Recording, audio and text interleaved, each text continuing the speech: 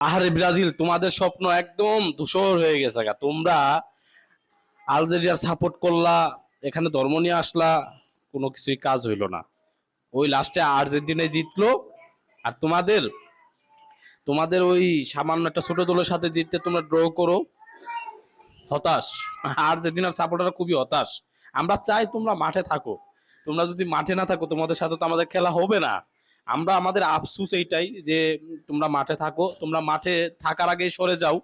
যখন তোমরা মাঠে না থাকবা, তখন তো তোমাদের সাথে আমার খেলা হবে না।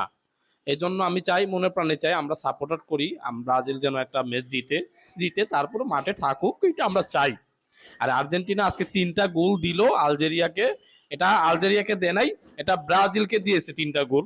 কারণ ব্রাজিলের সাপোর্টারদের পিছন দিক থেকে দিয়ে দিছে এই গোলগুলা। মেসি একাই 3টা দিয়ে দিছে।